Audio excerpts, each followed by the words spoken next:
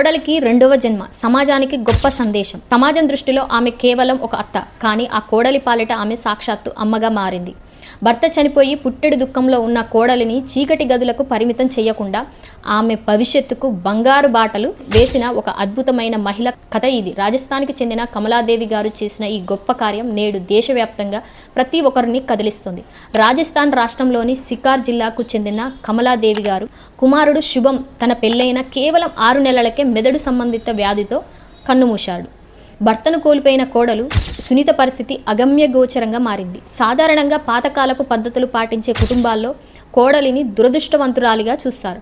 కానీ కమలాదేవి గారు అలా చేయలేదు. తన కొడుకుపోయిన బాధను పంటి కింద బిగబట్టి కోడలిని తన కూతురిలా ఆదరించారు. ఆమెకు చదువు పట్ల ఉన్న ఆసక్తిని గమనించి పట్టుబట్టి MA మరియు BEd చదివించారు.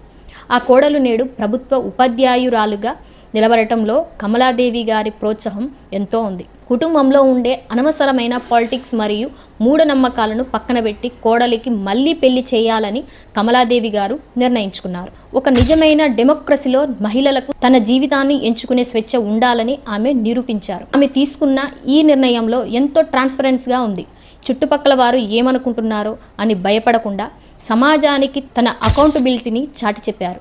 ఆమె చూపించిన ఈ లీడర్షిప్ ఒక కొత్త విప్లవానికి నాంది పలికింది. కోడలికి కన్యాదానం చేసి అత్తగా కాకుండా తల్లిగా పంపించిన ఆ క్షణం అద్భుతమైన పబ్లిక్ సర్వీస్ లాంటిది. మనుషుల మధ్య రక్త సంబంధం కంటే మనసుల బంధం గొప్పదని, అత్త అంటే కోడలికి శత్రువు కాదు, రెండో తల్లి అని కమలాదేవి గారు ప్రపంచానికి చాటి చెప్పారు. ఈ కాలంలో కూడా ఇలాంటి వారు ఉన్నారా? మీ యొక్క ఆలోచనని తప్పకుండా కామెంట్ రూపంలో తెలియచేయండి. ఈ వీడియో నచ్చితే ఒక లైక్ చేయండి. ఇలాంటి ఇన్ఫర్మేషన్ వీడియోస్ కోసం మన ఛానల్ని ఇప్పుడే సబ్స్క్రైబ్ చేసి సపోర్ట్ చేయండి. Thank you for watching.